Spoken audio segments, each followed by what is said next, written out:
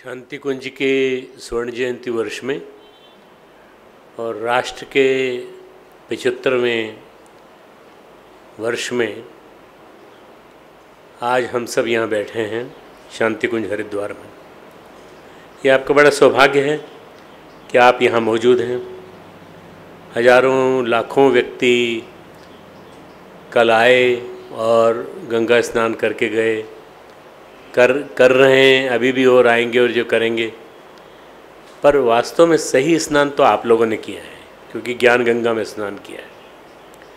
आप और सभी जितने यहाँ देवी स्वरूपा बहनों, देवतुल्य भाइयों, शक्ति स्वरूपा माताओं, आप सब यहाँ मौजूद हैं। आपको संबोधित करने से पहले मैं गायत्री मंत्र बोलूँगा, आप सब मेरा साथ दीजिए। ओम भूर्भुवः स्वाहा तत्सवितुर्वरेण्यं भर्गो देवस्य धीमहि धियो यो नः प्रचोदयात्। ओम गुरुर्ब्रह्मा गुरुर्विष्णु गुरुरेव महेश्वरः गुरुः साक्षात् परब्रह्म तस्मै श्री गुरुवे नमः। अखंडमंडलाकारं व्याप्तं येन चराचरं तत्पदं दर्शितं येन तस्मै श्री गुरुवे नमः। तस्मै श्री गुरुवे।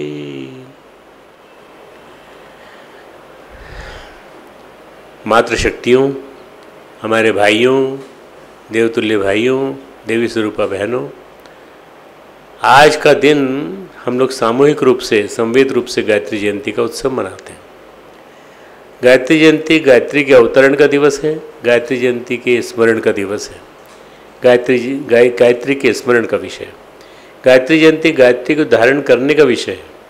आज आप गायत्री को धारण कर लेंगे तो आप जीवन भर आपके साथ रहेंगे। आज हम बात करते हैं गायत्री के तत्व पर, गायत्री के साधना पर और गायत्री की सिद्धि पर। गायत्री जयंती के साथ आज गंगा दशमी भी है। सारे भारत में लोग आज के दिन, गंगा दशमी के दिन, यहाँ आने को उत्सुक रहते हैं, यानी गंगा दशहरा। भारत की संस्कृति को, भारत की धरती को, भारत के परिचय को, भारत की पहचान को ये ईश्वरीय अनुदान हैं दो, गंगा और गायत्री।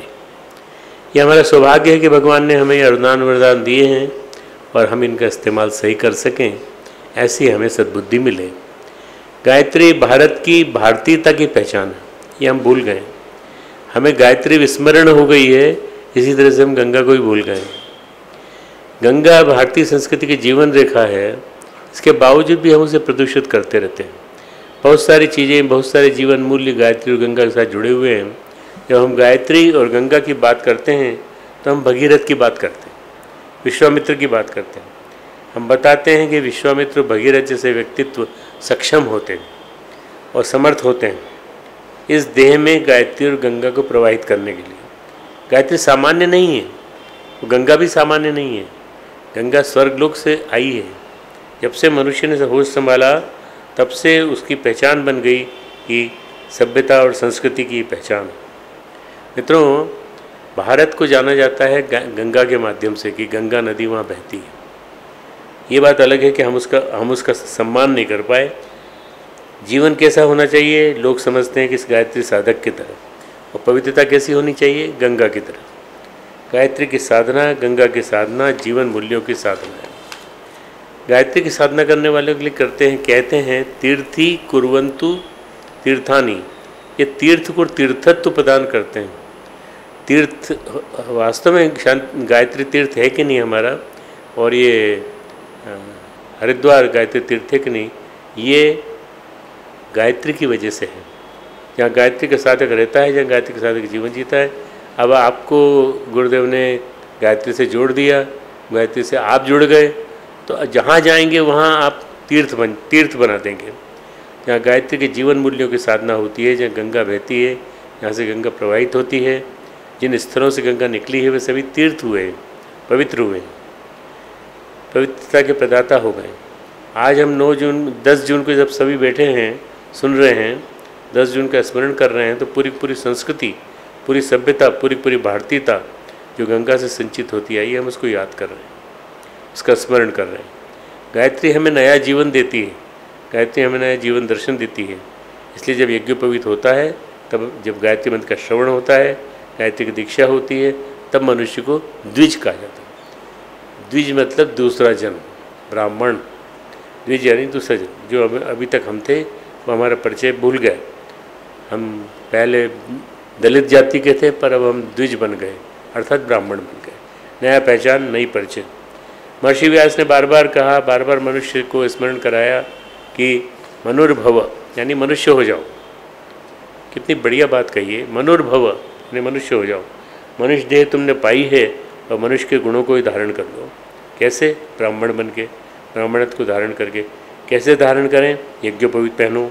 गायत्री की साधना का आरंभ करने के साथ, गायत्री की साधना का आरंभ करने के साथ हम यज्ञोपवीत धारण करते हैं। गंगा का स्नान करने के साथ हम गंगा जल ले जाते हैं यहाँ से न जाने कितनी गंगा जली जाती है, न जाने कितनी गंगा जली विदेश जा चुके हैं। जब मैं पहली बार साउथ अफ्रीका गया और अन्य देशों में गया, तो मैं अपने साथ गंगा जली ले गया था बहुत सारी, और मैंने हर एक को वहाँ पर दी। लोग उसको चूम चूम के माथा नमा के प्रणाम करते थे कि हमने कभी सोचा भी नहीं था गंगा हमारे घर आएगी। गंगा अब हमारे घर आ गई, तो अब हमको ये लगता है कि हम निश्चित रूप से पवित्र हो जाएंगे। गंगा को हम अपने घर पर पूज्य स्थली पे कलश में स्थापित करते हैं। इसी तरह हम अपनी देह में गायत्री को स्थापित करते हैं। गंगा हमारे पूजा घर में और गायत्री हमारे देह में। कैसे? यज्ञोपवीत धारण करके। ये हमारे जीवन के बड़े ही महत्वपूर्ण चीज़ हैं जो हमें याद दिलाते हैं कि हम मनुष्य हैं, हम गायत्री साधक हैं। हम वो मनुष्य हैं जिसे ऋषियों ने आर्य कहा है। आर्य यानी श्रेष्ठ। अब हम वो नहीं रहे जो पहले कभी हुआ करते थे। ये परिवर्तन कैसे आ गया, कैसे रूपांतरण हुआ? तो हमने गायत्री दीक्षा ली, यज्ञोपवीत धारण कर लिया, गंगा में स्नान किया, गंगा जल को उठाया, तो हम बन गए। कहने को गंगा शब्द में 2 अक्षर हैं, गायत्री शब्द में 3 अक्षर हैं। और गायत्री महामंत्र जिसका हम स्मरण करते हैं उसमें 9 शब्द और 24 अक्षर। 9 शब्दों के साथ 24 अक्षरों के साथ ये महामंत्र बड़ा गंभीर अर्थ वाला है। हम बात करते हैं उस युग की, उस ज़माने की, उस समय की, जीवन के उन क्षणों की जब धरती पर मनुष्य ने मनुष्यता सीखी थी। ये मनुष्यता सीखने के साथ ऋषियों को अनेक विचार मिले, ज्ञान के आयाम मिले, देवों की आराधना, जीवन के नियम, पूरी संस्कृति, जीवन शैली, अपनी आचरण शैली, अपनी चिंतन शैली, अपनी विचार शैली को लिखा, गूँथा, पिरोया और उसे संकलित किया। हमने उसे कहा वेद। जो भी कुछ ये था, इसको संकलित करने के बाद इसको वेद कहा गया, और वेद को कहा गया भगवान। वेद भगवान की जय हम लोग बोलते हैं। उस वैदिक संस्कृति का सबसे महत्वपूर्ण चमकता हीरा है गायत्री मंत्र, जिसमें लिखा है गायत्री छंदसामहम। गीता में लिखा है गायत्री छंदसामहम। छंदों में मैं गायत्री मंत्र के रूप में मौजूद हूँ, जो हमें ब्रह्मर्षि विश्वामित्र के द्वारा मिला। गायत्री मंत्र इतना महत्वपूर्ण है कि इसकी चर्चा किसी एक वेद में नहीं है, इसकी चर्चा 4 वेदों में हुई। वो चाहे ऋग्वेद हो, यजुर्वेद हो, सामवेद हो, अथर्ववेद। ये हमारे ज्ञान का आधार है। जो भी मनुष्य को ज्ञान मिला मनुष्य पाने के बाद, वो गायत्री के माध्यम से मिला। ऋग्वेद में 3, 62, 10, यजुर्वेद में 3, 35, 22, 9, 30, 2, सामवेद उत्तरार्चिक में 13, 4, 3 तथा अथर्ववेद में 19, 71, 1। इसका बड़े आदर के साथ उल्लेख हुआ। ऐसा कहा गया यदि कोई ऐसा समय, ऐसा पल या क्षण आए जो हम कहें कि वेद खो गए, किसी को गायत्री मंत्र याद रह जाए, तो वेदों का पुनर्निर्माण, पुनर्जीवन केवल गायत्री मंत्र के माध्यम से संभव है। इसलिए गायत्री मंत्र, गायत्री शक्ति को वेद माता कहा गया। भगवती माता गायत्री हमारी वेद माता है, ज्ञान की जननी, दिव्यता की मूर्ति, समूचा जीवन दर्शन है इसमें। कहाँ से कहें, कहाँ से शुरुआत करें, फिर इसका विस्तार कैसे करें?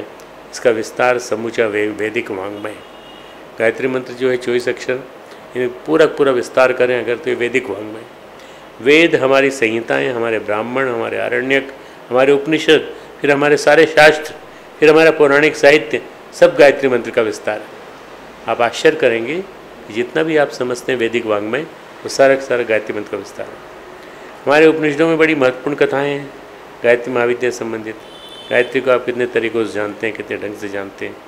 लोम जानते हैं, विलोम जानते हैं, शब्द को जानते हैं, सूत्र को जानते हैं, शास्त्र को जानते हैं। पंडित लोग हमसे कहते हैं कितना आप जानते हैं। जो गायत्री को जानता है, गायत्री को जितना ज़्यादा जानता है, जितनी गहराई तक जाता है, जितने तरीके से जानता है, वही श्रेष्ठ ब्राह्मण है।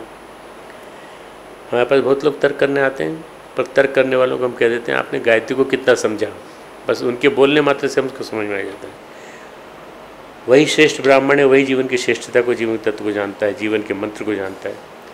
जीव कैसे संसार में आता है, कैसे संसार में जीवन जीता है, कितनी श्रेष्ठता से जीता है। जन्म को श्रेष्ठता से धारण करना, जीवन को श्रेष्ठता से जीना और जीवन को श्रेष्ठता से जीते हुए मृत्यु को श्रेष्ठ बनाना, यही गायत्री महाविद्या है। आपसे कोई पूछे गायत्री महाविद्या क्या है? जन्म को श्रेष्ठता से धारण करना, श्रेष्ठ जीवन को श्रेष्ठता से धारण करना, जीना, और जीवन को श्रेष्ठता से जीते हुए मृत्यु को श्रेष्ठ बनाना।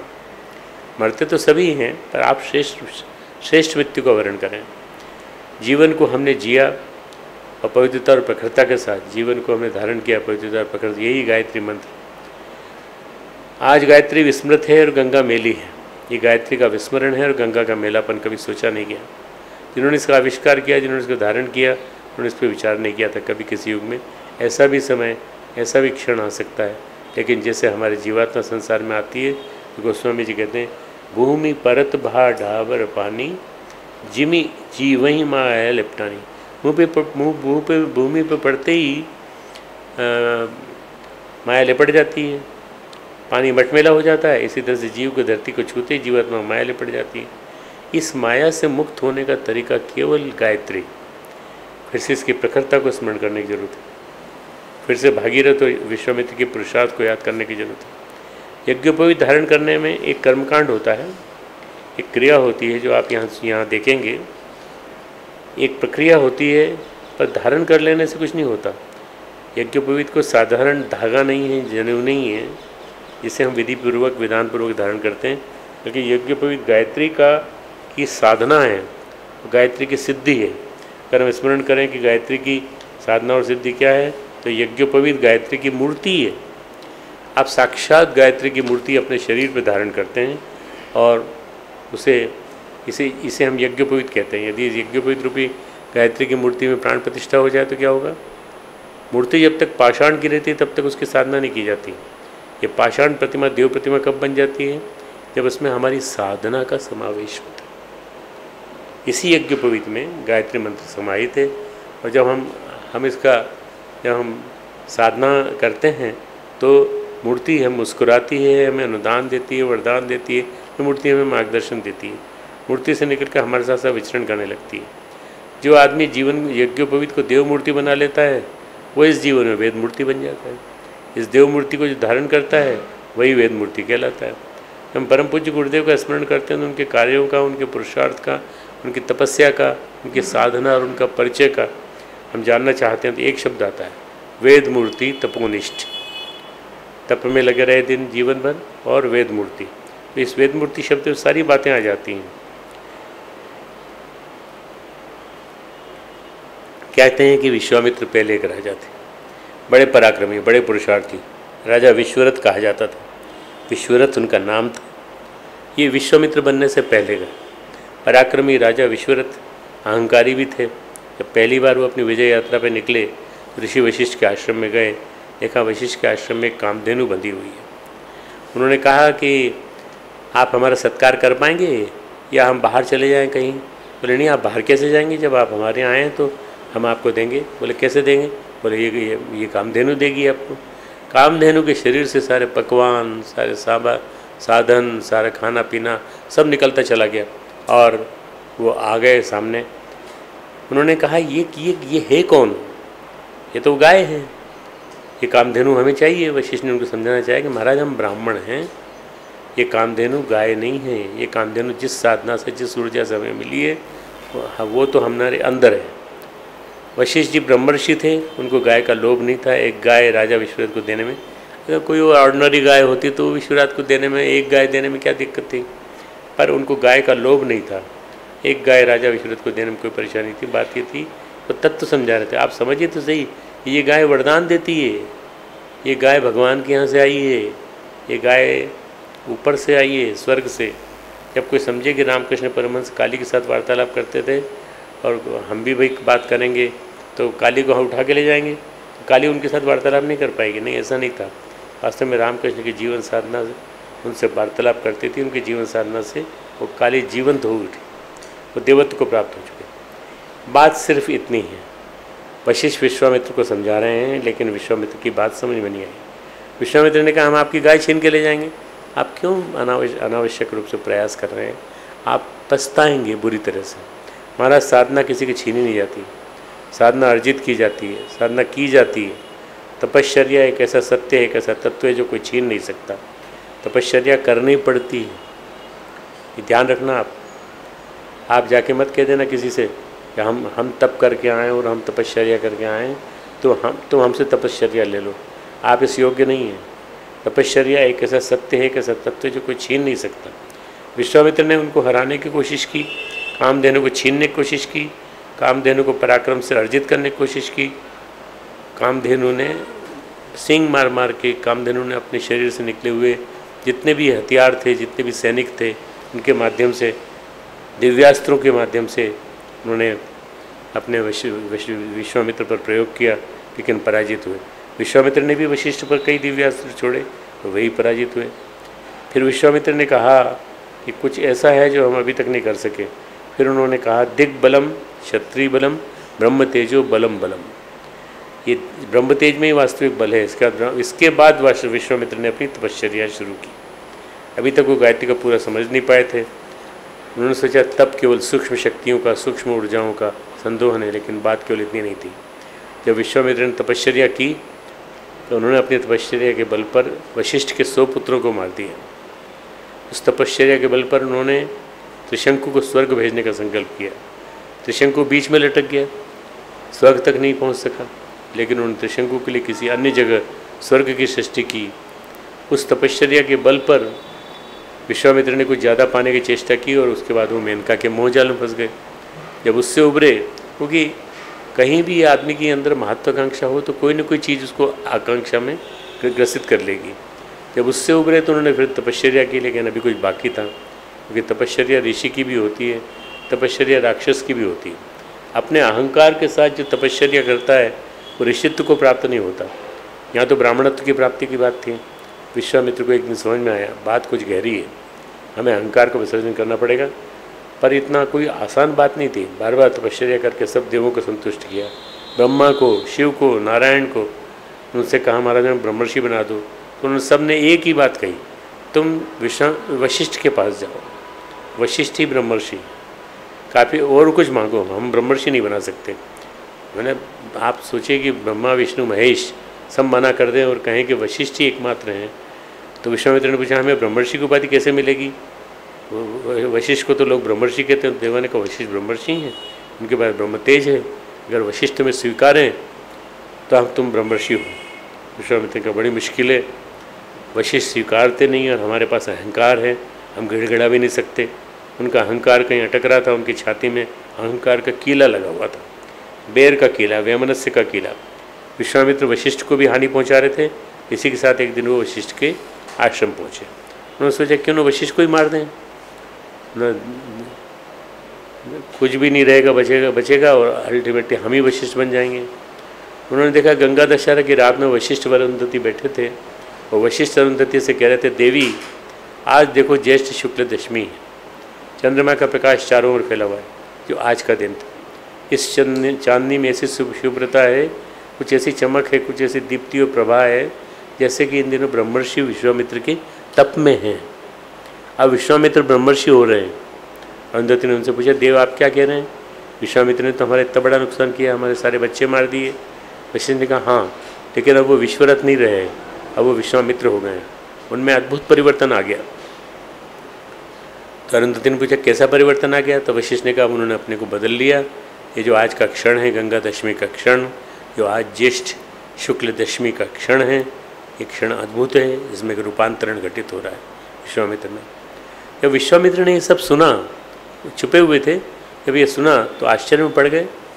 जिसको हम मारने के लिए आए थे वो हमारे लिए ऐसे विचार रखता है, उसमें कोई वैमनस्य नहीं, ये कैसा व्यक्ति है, इसका कैसा व्यक्तित्व है।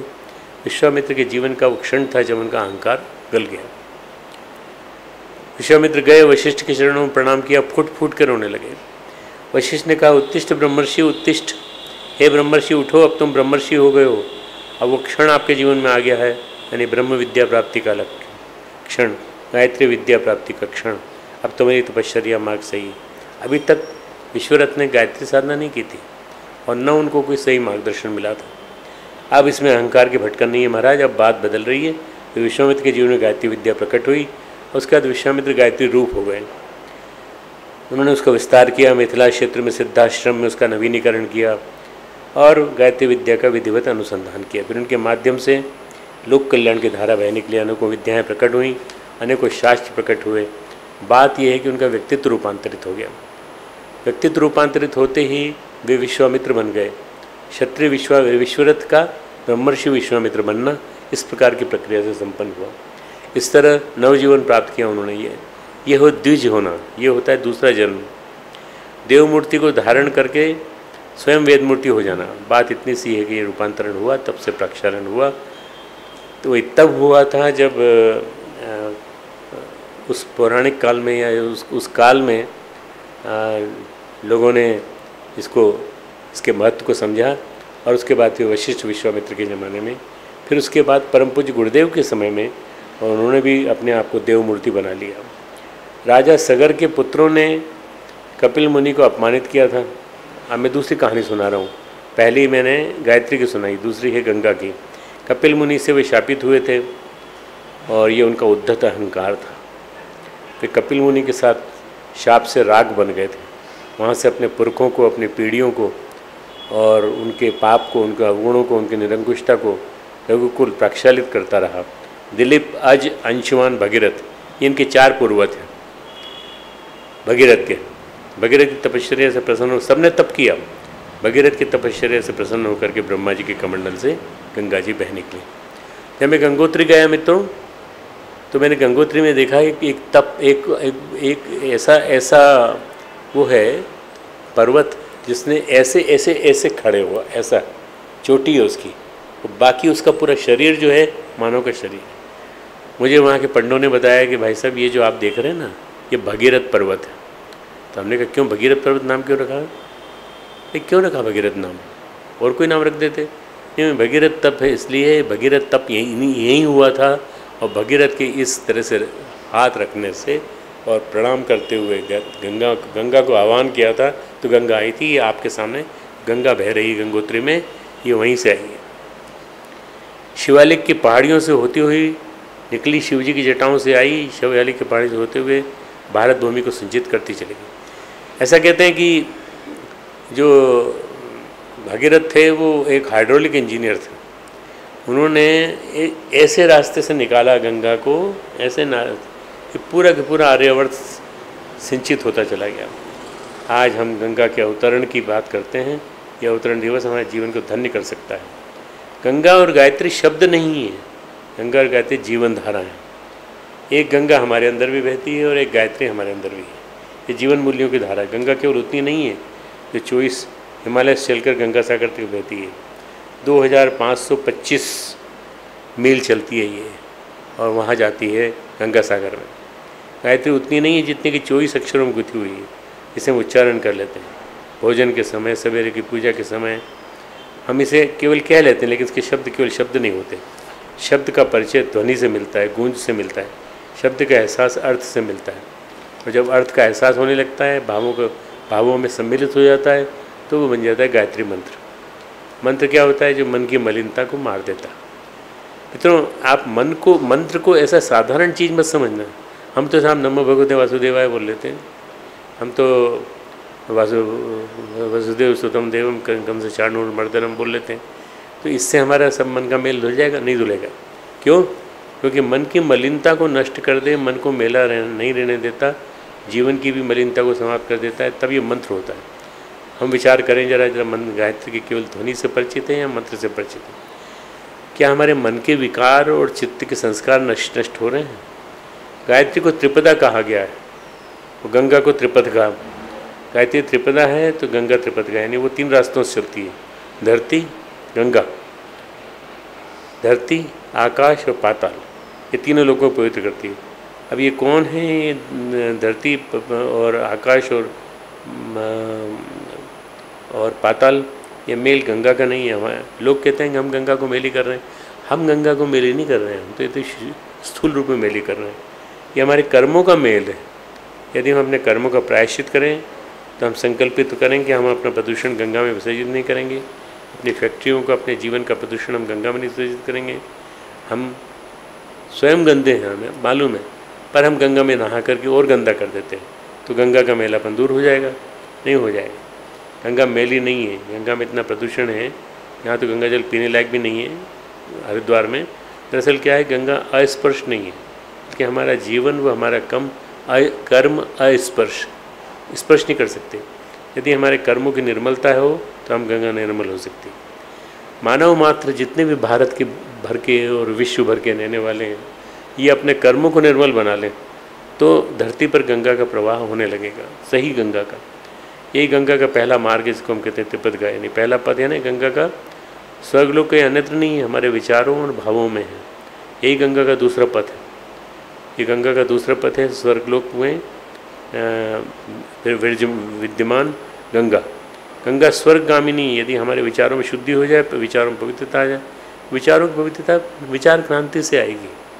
विचारों में पवित्रता परम पूज्य गुरुदेव के साहित्य से आएगी। विचारों में पवित्रता आपके शुद्ध निर्मल चिंतन से आएगी। हमारे भाव पवित्र हो जाएं। दूसरे मार्ग पर बहने वाली गंगा ये है। और गंगा का तीसरा पद गहरा है, इसे कहते हैं पाताल गंगा। पाताल लोक कहीं नहीं है, पाताल लोक कहीं नहीं है, हमारा चित्त ही पाताल लोक है। चित्त ही पाताल लोक है। चित्त में हमारे जन्मों के कुसंस्कार हैं, न जाने कितने जन्मों के कुसंस्कार।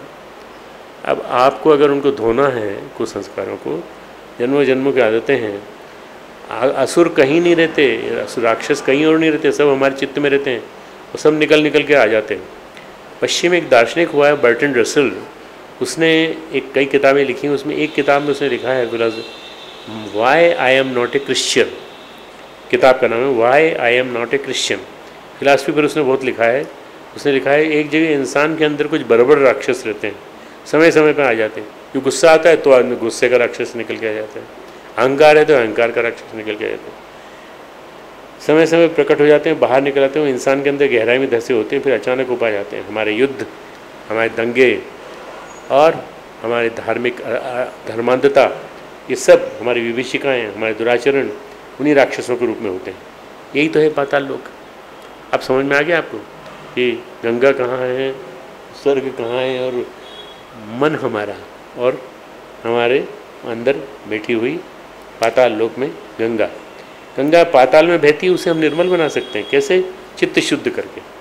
कहते हैं गंगा के 3 मार्ग हैं, योग मार्ग, ईड़ा, पिंगला और सुषुम्ना। इनको शुद्ध करके, इनको पवित्र करके हम ऊर्जा के प्रवाह को ऊर्ध्वगामी करके गंगा के तीनों मार्ग प्रशस्त कर सकते हैं। अद्भुत गंगा। और इसी तरह गायत्री को त्रिपदा कहते हैं, यानी गायत्री के 3 चरण। इन चरणों का ज्ञान प्राप्त करने के लिए 3 पद कौन है? पहला तत्सवितुर्वरेण्यम, दूसरा भर्गो देवस्य धीमहि, और तीसरा धियो यो न प्रचोदयात्। ये 3 पद हैं, 3 व्याहतियाँ हैं, भू भुव स्व ओम। बात इतनी है, लेकिन समझो तो बात गहरी है। इसके लिए आपको समझना पड़ेगा। क्यों? इसके लिए पूरा गुरुदेव ने गायत्री का शास्त्र रचा, इसका नाम दिया गायत्री महाविज्ञान। पर गायत्री महाविज्ञान का विस्तार है उनकी 3500 किताबों में, और वो 3500 किताब जो हैं उनके द्वारा लिखी गई। और लिखना आसान बात है, पर उसको जीवन में उतरवाना बहुत बड़ी बात है। इस सबके जीवन में उतरवाया उन्हें। गायत्री का पहला चरण क्या है?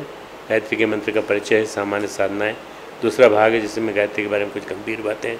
तीसरा चरण, तीसरा भाग। चौथा चरण क्या है? गायत्री का एक चतुष्पद, दिव्य पद। उस तरह गायत्री का चतुष्पद भी ये कहीं अन्यत्र नहीं, बल्कि गायत्री का सिद्ध साधक स्वयं, हम स्वयं साधक। गायत्री को चतुष्पाद है, वो सीधे स्वयं ही साधक हो जाता है। और जो उसमें 3 चरणों का अनुभव कर लेता है वो त्रिपदा गायत्री। इसलिए त्रिपदा गायत्री को समझने के लिए कहा गया साधक को 3 दीक्षाओं से गुजरना पड़ता है। पहली दीक्षा है, आप लोग दीक्षा ले चुके, मेरे को उस समय कहना चाहिए था, परंतु मैं फिर से बता रहा हूँ। पहली दीक्षा है मंत्र दीक्षा, इसमें कि गायत्री के शब्दों को, अक्षरों को, व्याहतियों को, बीज को जान लेते हैं, उसको उच्चारण करना सीख लेते हैं। मंत्र दीक्षा यानी मंत्र की साधना। नवरात्रि आई, हमने अनुष्ठान कर लिया, बीच बीच में 9 दिन के अनुष्ठान कर लिए। कुट्टू का वो खा लिया हमने पकवान, और हमने कह दिया हमने माला कर ली। ये है मंत्र दीक्षा जो होती है, गायत्री के नियमित अनुशासन मानने से होती है। मंत्र दीक्षा मिल गई है कि हम इतना भी नहीं, आज आपने मंत्र दीक्षा ली तो मन से परिचित हो जाते हैं। दूसरी है अग्नि दीक्षा। फिर इसके कारण क्या होता है, हमारे अंदर एक आग लग जाती है, एक ऐसी आग लग जाती है जिससे हमारे विकारों में विकार जल जाते हैं। जंगल में आग लगती है, पानी में आग लगती है तो उसको कहते हैं दावानल, पानी में आग लगती है कहते हैं बड़वानल। हमारे कुसंस्कारों के जंगल में, हमारी कुप्रवृत्तियों के जंगल में हमारे कर्मों के नाश की एक ज्वाला ऊर्जा बहती है। ये समझ लो कि इसका मतलब मंत्र जागृत होने लगा। अगर आपके अंदर ये आग लगने लगे तो समझ लीजिए कि मंत्र जागृत होने लगा। इसके बाद एक तीसरी दीक्षा है जो मैं बताता हूँ। योग शास्त्र ने इसको भिन्न ढंग से समझाया। योग शास्त्रियों ने कहा है कि कुंडलिनी जब जागृत होती तो सारा का सारा मल खाती है। कहते हैं हमारी जीवात्मा 3 चीज़ों से जकड़ी हुई है, मल, विक्षेप और आवरण। इससे मल का नाश होता है, विक्षेप की शांति होती है और आवरण खुल जाता है। ये गायत्री की अग्नि दीक्षा है। जब हमको गुरु योग्य समझता है, यदि हमने गायत्री का अनुशासन माना है तो ये अग्नि दीक्षा हमको मिल जाती है। मित्रों, मैं और जीजी हम दोनों को 23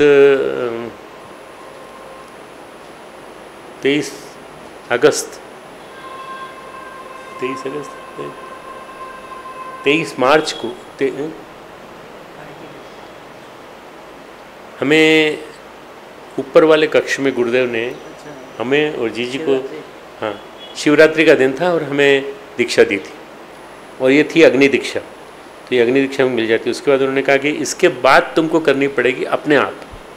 कौन सी दीक्षा? वो तीसरी दीक्षा जिसका नाम है ब्रह्म दीक्षा। मंत्र दीक्षा, अग्नि दीक्षा, ब्रह्म दीक्षा। गोरखनाथ जी ने अपने पद में कहा है, मरो है जोगी मरो, मरो मरण है मीठा। इस मरनी मरो जिस मरनी गोरख मर दीठा। जिस मरनी गोरख मरा तुम भी मरो। देखिए, गायत्री साधना इतनी आसान नहीं है। मरना पड़ता है, अपने अहंकार को मारना पड़ता है, अपने गुस्से को मारना पड़ता है। पत्नी पे जब चाहे तो गुस्सा कर बैठते हैं, माँ पे जब चाहे तो गुस्सा कर बैठते हैं। इसलिए क्या करें, पहले हम अपने आप को मारें, इस मृत्यु को स्वीकारो, इस अग्नि में जलो। अग्नि तो जलेगी तो अंदर, अगर ये मृत्यु तुम मर सके, तुम जल सके तो बड़ा मीठा फल मिलेगा। मरो मरण है मीठा। इससे तुमको, कबीर कहते हैं कि मैं इसमें जला हूँ, तुमको नई जीवन दृष्टि मिलती है, चित्त शुद्धि के बाद तुमको नया जीवन मिलता है, बड़ा अद्भुत है वो। इसलिए है मरो, है जोगी मरो। अग्नि, ये अग्नि गायत्री मन के बीज हमारे विकारों को नष्ट करते हैं, ये हमारे अंदर फूटते हैं। ये अग्नि दीक्षा हमें सच्चा तपस्वी बनाती है। अब इसके बाद गायत्री की तीसरी दीक्षा है जिसका नाम है ब्रह्म दीक्षा। ये गायत्री की ब्रह्म दीक्षा का अधिकारी होता है, उसके सब कपाट अपने आप खुल जाते हैं, स्वयं ही खुलते हैं। कहना नहीं पड़ता कि भाई साहब दरवाज़ा खोलो, अपने आप खुल जाते हैं। जैसे आप किसी सिद्धयोगी के पास जाके महाराज आप हमें आशीर्वाद दीजिए, वो आशीर्वाद देने से इनकार करे तो कहें हम आपका हाथ काट के अपने ऊपर रख लेंगे। तो किसी का हाथ ज़बरदस्ती अपने ऊपर तो नहीं रखा जा सकता। आशीर्वाद हृदय से बहती हुई प्रकाश की प्राण की धारा है जो अपने आप बहेगी, उसके प्रसन्न होने पर बहेगी। जिन्होंने मंत्र दीक्षा प्रकरण पूरा कर लिया, अग्नि दीक्षा का अधिकारी हो गया, वही मंत्र अग्नि की ज्वालाएँ पैदा करता है। अग्नि की ज्वालाएँ निर्मल बनाकर ब्रह्मानुभूति की ओर ले जाती हैं और ये गायत्री महाविद्या तब ब्रह्म विद्या में बदल जाती है। जिसको ब्रह्म दीक्षा मिली, जिसने ब्रह्म भावना की, जिसने ब्रह्म भावना की अनुभूति की, वो सामान्य बात नहीं है। जब ब्रह्म भावना की बात आती है तो बड़े बड़े सुंदर श्लोक आचार्य शंकर विवेक चूड़ामणि में कहते हैं, जन्म वृद्धि परिणत्य पक्षय व्याधिनाशनम विहनम अव्ययम विश्वसृष्टि अवनघातम कारणम ब्रह्म तत्वमसि बाह्यतात्मनि। ये भावयात्मनि, ये हमारे आचार्य शंकर का श्लोक है। जन्म वृद्धि परिणति अपक्षय व्याधि और नाश, शरीर के इन 6 विकारों से रहित अविनाशी है। विश्व की सृष्टि पालन और विनाश का कारण है और ब्रह्म ही तुम है, ऐसी मन में भावना करो। मित्रों, गायत्री जीवन विद्या है और जीवन विद्या और फिर गायत्री महाविद्या, फिर ब्रह्म विद्या। फिर हमने क्या पाया, हमने जीवन विद्या सीखी है, जीवन विद्या में अपने को उत्तीर्ण किया है, उसी के लिए गायत्री महाविद्या ब्रह्म विद्या का रूप लेती है। जीवन विद्या का साधक ही ब्रह्म विद्या का अधिकारी होता है। जिसने जीवन विद्या को साध लिया अपने गायत्री मंत्र के द्वारा, उसने अपने आप को पात्र बना लिया ब्रह्म विद्या का। जिसने जीवन विद्या की साधना नहीं की, जिसे यज्ञोपवीत का मूल्य नहीं समझा, गायत्री के 9 शब्दों का अर्थ नहीं समझा। कहते हैं गायत्री के 9 शब्द हैं, तत्, सवितु, वरेण्यम, भर्गो देवस्य धीमहि, 7वां सत्य शब्द है धियो योनः प्रचोदयात्। ये 9 गुण महत्वपूर्ण हैं। इसकी हर एक चीज़ के साथ एक एक गुण जुड़ा हुआ है। ये 9 गुण किसी कारणवश नहीं आते। आपको जानना है अगर तो गायत्री महाविज्ञान ले लीजिएगा स्टॉल से और आपको समझ में आ जाएगा। जैसे जैसे मंत्र दीक्षा हमारे जीवन में फलित होती है, जैसे जैसे गायत्री का अनुशासन हमारे जीवन में फलित होता है, वैसे वैसे 9 गुण हमारे जीवन में ऑटोमेटिकली स्वतः आ जाते हैं। बार बार जो हम कहते हैं ब्राह्मण ब्राह्मण, ब्राह्मण कुल या जाति नहीं, बल्कि ब्राह्मण साधना है। जिसने साधना की वो ब्राह्मण बन जाएगा। गायत्री की साधना होने पर ब्राह्मणत्व आता है। प्रसंग है भगवान राम के विवाह का। एक छोटा सा रामचरितमानस का प्रसंग दिखाता हूँ। भगवान राम जब सीता जी के स्वयंवर में जनक जी के यहाँ जाकर शिव धनुष भंग करने लगे तो भार्गव परशुराम मुनि क्रुद्ध हुए। परशुराम जो थे वो भी अवतार थे। एक ही समय में 2 अवतार, परशुराम और राम, 2। उस समय मुनि परशुराम सभा में अपना परिचय देते हैं तो बार बार क्या कहते हैं, गर्व श्रवई अवनिप रवनी, सुनि कुठार गति घोर, बरसु अछत देखई जियत बेरी भूप कसोर किशोर। बालकांड का दोहा 280। मेरे जिस कुठार की घोर करनी सुनकर राजाओं की स्त्रियों के गर्भ गिर पड़ते हैं। ये बताने अपना वर्णन कर रहे हैं गुस्से में। और उसके उसी फरसे के रहते में शत्रु राजपूत को पुत्र को जीवित देख रहा हूँ, लक्ष्मण गुस्से में आए थे ना। बार बार परशुराम अपने युद्ध पराक्रम का बखान करते हैं। भगवान राम क्या कहते हैं, भगवान राम याद दिलाते हैं उनके ब्राह्मणत्व की। हे भृगुपति आप तो ब्राह्मण हो, उनसे बार बार कहते हैं प्रभु ही सेवक ही समरुकस, तजऊ विप्रवर रोसु, वेशु विलेगी कहें से कछु, बालकऊ नहीं दोष। हे ब्राह्मण श्रेष्ठ क्रोध का त्याग करिए। परशुराम जी बात कर रहे हैं क्षत्रिय के पराक्रम की। भगवान राम को बार बार याद दिला रहे हैं अपना ब्राह्मणत्व तो याद करिए, बालक का दोष माफ़ कर दीजिए। अब यहाँ वहाँ पर बैठे विश्वामित्र क्या कह रहे हैं, विश्वामित्र कह रहे हैं अरे भाई गादी सुनी कहाँ हृदय हसी, मुनि हरि अरई सूझ, अयमय खांड न ऊखमय अजऊ न बूझ। अब याद करने की बात है कि विश्वामित्र तो परशुराम दोनों ही रिश्तेदार हैं। विश्वामित्र कह रहे हैं तो ब्राह्मण कुल में जन्म लेकर क्षत्रिय कुल की बात करें, और विश्वामित्र उन पर हंस रहे, कह रहे हैं मैं बड़ी मुश्किल से क्षत्रिय से ब्राह्मण बना हूँ। मैं तो बन गया क्षत्रिय से ब्राह्मण, पर यह नहीं बन पाए। लेकिन राम मुनि परशुराम को उनको ब्राह्मणत्व की याद दिलाते हैं। कैसे याद दिलाते हैं, ये एक लाइन सुन लीजिए आप। देव एक गुण धनुष हमारे, नवगुण परम पुनीत तुम्हारे। ये यज्ञोपवीत, ये जो 9 गुण हैं। आप महाराज याद क्यों नहीं करते कि आपने यज्ञोपवीत धारण किया है? ऐसे में गुस्सा करना अच्छा नहीं लगता। देखो आप लोगों ने अगर यज्ञोपवीत धारण किया हो तो गुस्सा मत करना। क्यों? क्योंकि एक अवगुण जो है आपको बिगाड़ देगा पूरा। आपने गायत्री साधना की दीक्षा ली, गायत्री साधना से अगर आप ब्राह्मणत्व को प्राप्त नहीं हुए तो अभी गायत्री मंत्र को नहीं जाना, वो भी आपने ठीक नहीं जाना। एक ही गुण है। भगवान राम कहते हैं हे देव हमारे तो एक ही धनुष है, एक ही गुण है। गुण कहते हैं डोरी को, गुण कहते हैं धागे को। यज्ञोपवीत में 9 धागे हैं और धनुष में एक डोर है। कहते हैं शम दम तप शोच क्षमा सरलता ज्ञान विज्ञान आस्तिकता, ये 9 गुण हैं। आप इसको क्यों भूल गए? और विश्वामित्र उनके इस व्यवहार पर हंस रहे हैं। अरे भाई मैं तो क्षत्रिय कुल में पैदा होकर के ब्राह्मण हो गया और तुम ब्राह्मण कुल में पैदा होकर के ब्राह्मण नहीं हो पाए। क्षत्रिय जैसा व्यवहार करने में अपनी शान समझ रहे हैं। ये कैसा रेट्रोग्रेसिव मूवमेंट है? इसे प्रोग्रेसिव होना चाहिए। आत्मा को तो आगे बढ़ना चाहिए। इन्होंने जन्म से ही गायत्री पाई है, फिर भी इनके जीवन में फलित नहीं हुई। मंत्र दीक्षा के बाद जब तक अग्नि दीक्षा में कर्मों की आहुति नहीं दी जाती तब तक ब्राह्मणत्व नहीं आता। फिर एक क्षण ऐसा आता है जब उनको ब्राह्मणत्व याद आता है। राम रमापत करी कर धनु लहू खींचो मिटे मोर संदेह। उनको जब याद आ गया मुनि परशुराम को, तब परशुराम को ने श्री राम को अपना धनुष दे दिया और कहा इसको खींच करके मुझे बताओ। यानी अपने क्षत्रियत्व उन्हें दे देते हैं, अभी आपका रहा, अभी मेरा नहीं रहा। वहाँ से ब्राह्मणत्व की सीख लेकर जाते हैं। भगवान राम उस धनुष को खींच देते हैं। ब्रह्म विद्या प्राप्ति के लिए परशुराम जाते हैं। बात ये 3 तरह की दीक्षा है, मंत्र दीक्षा, अग्नि दीक्षा, ब्रह्म दीक्षा। आज गायत्री जयंती है, ये पुण्य पावन दिवस है, लेकिन हम कहाँ तक पहुँचे हैं? हमारे अंदर बात कहाँ तक आई है? गायत्री साधना हमारी कितने गहरे पहुँची? आज के युग में भी बहुत हुए, उपनिषदों में भी इसकी बात आई। उपनिषदों में कई सुंदर सुंदर कथाएँ। छांदोग्य उपनिषद में एक कथा है। श्वेतकेतु नाम का ऋषि कुमार था, पांचालों की सभा में गया। राजा प्रवहन थे वहाँ के राजा। क्या तुमने ब्राह्मणों के अनुरूप शिक्षा पाई है? उन्होंने पूछा। क्या तुम सत्य जानते हो? उस जमाने में शास्त्रार्थ होता था, गायत्री के तत्व के आधार पर होता। उन्होंने कहा अच्छा तुम बताओ, यहाँ से मरकर जीवात्मा कहाँ जाता है? वहाँ से फिर लौट कर कैसे आता है? देवयान और पितृयान क्या होता है? यहाँ से गई हुई जीवात्मा वापस लौट कर घर क्यों नहीं आता? फिर जिस प्रकार पांचवी आहुति से वो जल पुरुष हो जाता था, तो उस बात को तू जानता है कि नहीं? ये सब अटपटी बातें सुनकर श्वेतकेतु बोला, ये सब तो मुझे पढ़ा ही नहीं गया, ये सब तो मैंने पढ़ा ही नहीं। अभी उपनिषदों में जो बातें हैं गायत्री तत्व से संबंधित हैं, हम गायत्री को परखते हैं, उसकी साधना करते हैं। अब उसने, राजा कहते हैं ये बताओ ऊपर से नीचे क्या होता है? श्वेतकेतु गया और राजा प्रवहन ने उसे फटकारा। तब श्वेतकेतु लज्जित होकर अपने पिता के पास गए और प्रवहन नाम के एक साधारण से क्षत्रिय ने मुझसे 5 बातें पूछी और मैं उनका एक भी उत्तर नहीं दे पाया। पिता ने कहा मैंने भी ये नहीं जाना, तब तुम्हें कैसे बताऊं? पिताजी ने कहा मैं भी तुम्हारे साथ चलूँगा। राजा के पास, हे ब्राह्मण देवता, आप आए हैं तो आप धन स्वीकारिए, दान स्वीकारिए, ज्ञान मान के चक्कर में क्यों पड़ते हैं? श्वेतकेतु के पिता ने कहा नहीं, मुझे आप धन का दान नहीं बल्कि ज्ञान का दान दो। ये जो आपने हमारे बेटे से पूछा है मुझे भी नहीं आता, मुझे भी नहीं आता है, इसलिए कैसे जाना जाए?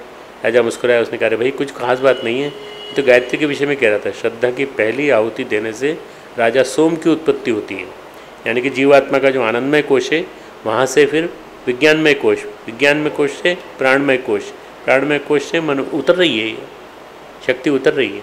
प्राणमय कोश, मनोमय कोश, फिर अन्नमय कोश। इसे कहते हैं कि श्रद्धा की पहली आहुति देने से राजा सोम की उत्पत्ति, दूसरी आहुति है मेघ रूप अग्नि में राजा सोम को हवन करना, फिर वर्षा की उत्पत्ति, तीसरी आहुति पृथ्वी रूप अग्नि में वर्षा को हवन करना, उससे अन्न की उत्पत्ति, चौथी आहुति है पुरुष रूप अग्नि में अन्न का हवन करना, और उससे वीर की उत्पत्ति और जीवन की उत्पत्ति होती है। वीर के साथ साथ मनुष्य जीवन मिल जाता है। जीवन आता कैसे, जीवन जाता कैसे, ये जानकारी राजा प्रवहन ने दी श्वेतकेतु को, जो नहीं जानता था। और श्वेतकेतु के पिता, ये गायत्री केवल मंत्र साधना से नहीं आती बल्कि जीवन साधना से आती है, सूक्ष्म दृष्टि से आती है। एक कथा और है छांदोग्य उपनिषद में, मैं सुना के समाप्त करूँगा। राजा जानुश्रुति बहुत सारा दान देते थे, अतिथियों के भोजन के लिए सारा अन्न तैयार करके रखते थे, उनके ठहरने के लिए उन्होंने बहुत सारी विश्रामशालाएँ बना रखी थी। एक दिन राजा जानुश्रुति एक रात अपने महल की छत पे बैठे थे पत्नी के साथ। उसी समय उनके ऊपर से आकाश में कुछ हंस उड़ते हुए जा रहे थे। अरे सावधान, इस राजा का तेज बहुत है, इसका तेज आकाश भर में फैला हुआ है, मैं भूल कर भी उसको स्पर्श नहीं करना, ये तुझे भस्म कर देगा। यह सुनकर आगे जाने वाले हंस ने कहा ये जनश्रुति क्या है? अरे तू गाड़ी वाले रेक्के को नहीं जानता क्या? तू इसे गाड़ी वाले रेक्के के समान समझता है? इसको पीछे वाले हंस ने पूछा रेक्के कैसा है, कौन है? अगले वाले हंस ने उत्तर दिया मैं ले चलता हूँ, चलो। अरे ये सारी प्रजा जो कुछ भी शुभ कर्म करती है वह सब उस रेक्के को प्राप्त होता है। जिस तत्व को रेक्के जानता है उसे जो कोई जान ले उसकी ऐसी ही महिमा हो जाती है। हंसों की बातें सुनकर अपनी तुष्टता की बात, अपनी तुच्छता की बात जानकर राजा को मन में बड़ा शौक हुआ। राजा ने रेक्के की खोज कराई। वो था वैश्य जो नाप तोल करके अन्न देता था। रेक्के के पे जाकर राजा ने ऐसी कौन सी बात है जो आप जानते हैं मैं नहीं जानता? हम इतना शुभ कर्म करते हैं, इतना सब कुछ दान देते हैं, फिर हम क्यों नहीं जानते? रेक्के मुनि सर्वज्ञ थे, तो मुनि थे वे। रेक्के की बारे में जब बात आती है तो वो लोग बड़े विस्तार से बताते हैं कि रेक्के ने किस तरह से उस स्थिति को प्राप्त किया। वे राजा की मनस्थिति जान के फिर राजा के मन में उत्पन्न हुए ईर्ष्या भाव को दूर करके श्रद्धा भाव पैदा किया। अभी तक राजा मंत्र दीक्षा तो जान गए थे, लेकिन अग्नि दीक्षा में उनका परिपाक नहीं हुआ था। वो अग्नि दीक्षा भी जान गए थे, परंतु अग्नि दीक्षा के बाद ब्रह्म दीक्षा नहीं जाना था। राजा जानुश्रुति ने उनको ब्रह्म विद्या का उपदेश दिया। गायत्री को जानने, अनुभव करने में बड़ी गहरी सूझ समझ की जरूरत है। आप लोगों ने गायत्री आज ले ली, बहुत बहुत बहुत प्रसन्नता की बात है, पर गायत्री को अंदर तक उतारने के में आपको ज़रूरत है ब्राह्मणत्व बनने की साधना करने की। पुराणों में एक कथा और है, एक रावण और एक राम, 2 पराक्रमी नेता हुए, इनको लेकर लिखी गई रावण। लेकिन इन दोनों में भेद क्या है? जीवन मूल्यों का। अयोध्या के निवासी जीवन मूल्यों में विश्वास करते हैं, वे धर्म पर चलकर, नीति पर चलकर, सदाचरण पर चलकर पराक्रम करते हैं। रावण केवल छीन झपट को ही पराक्रम मानता है।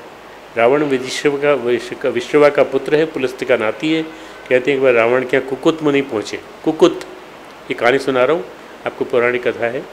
रावण ने सोचा इन मुनि को अपना लंका का वैभव दिखाया जाए, हमने क्या क्या उपार्जित वर्जित किया है। रावण को इस बात का घमंड था कि उसने वेदों को भाष किया है।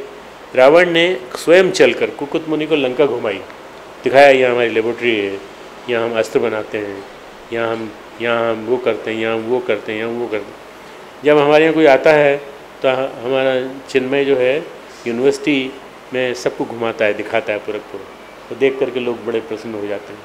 हम यहाँ दिखाते हैं शांति कुंज, सबको देखो ही देखो। ये जो दिखाया गया, रावण ने कुकुत मुनि को लंका घुमाई, वैभव का प्रदर्शन किया, उसने मुनि को विज्ञानशाला दिखाई, विरोचनीशाला दिखाई। इस तरह सारी लंका जब कुकुत मुनि घुमा दी तो कुकुत मुनि ने कहा, रावण तुमने बहुत कुछ अर्जित किया है, बहुत कुछ जाना है, ब्राह्मण कुल में पैदा हुए हो, तुम्हारी उपलब्धियों में वेदों का भाष्य किया है, तुम्हारी उपलब्धियों में कोई संदेह, लेकिन एक बात बताओ, तुम्हारे यहाँ आचरणशाला है? प्रयोगशाला देख ली, आचरणशाला है क्या तुम्हारे? ऐसा मठ मंदिर है, कोई ऐसी जगह स्थान है या जीवन विद्या सिखाई जाती हो? तुम्हारे यहाँ कोई आचरणशाला है कि नहीं? और ये सारा पराक्रम वैभव ठीक है, तुमने इसे बड़े ज्ञान से अर्जित किया, ठीक है, लेकिन किस तरह की आचरणशाला है कि नहीं? रावण बोला, महाराज मेरे यहाँ तो नहीं है। तो कुकुत मैंने कहा, तब तुम्हारा सारा वैभव तुम्हारे दुराचरण से नष्ट हो जाएगा। कुकुतमाणी ने भविष्यवाणी की। सामूहिक कर्म लंका निवासियों के किधर जा रहे थे, ये सोच करके उन्होंने ये बातें कही। हम सामूहिक रूप से कर्मों की किस डगर पे चल रहे हैं? हम भी अपने बारे में सोचें। भारत में हम रहते हैं, इतने लोगों के कर्म हैं, सामूहिक कर्म हमारे क्या है, कैसे हैं, हमारी इतनी उपलब्धियाँ, हम पहले अपने कर्मों, सामूहिक कर्मों को ठीक कर लें। इतना विज्ञान, इतना वैभव जीवन विद्या से विमुख है।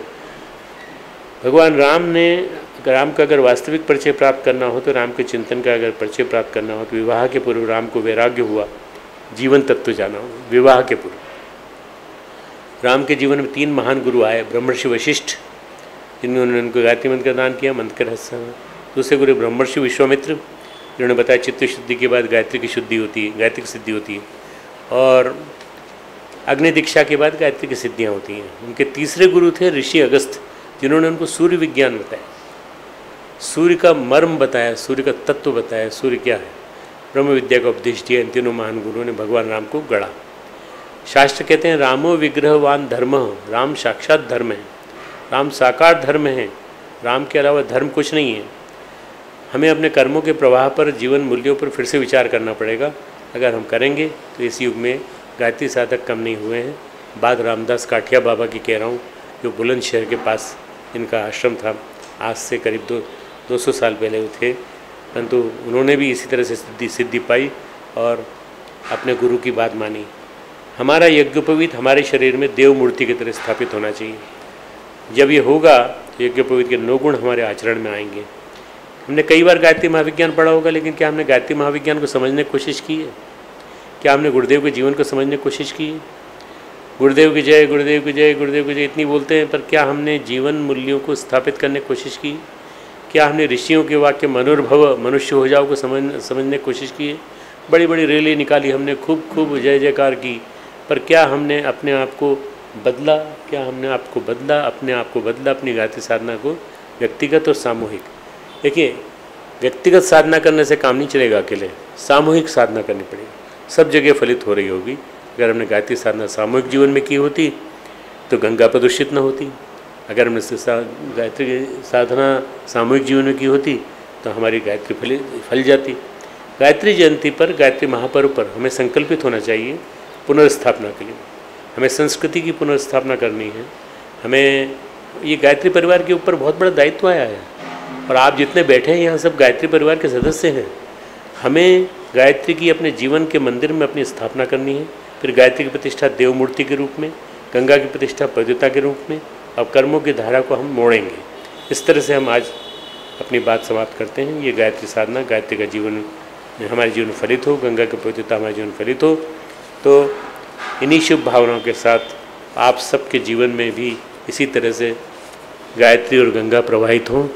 आप सबको प्रणाम, आप सबको नमन। अब आप Shanti Kunj video YouTube channel देखें कभी भी, कहीं भी।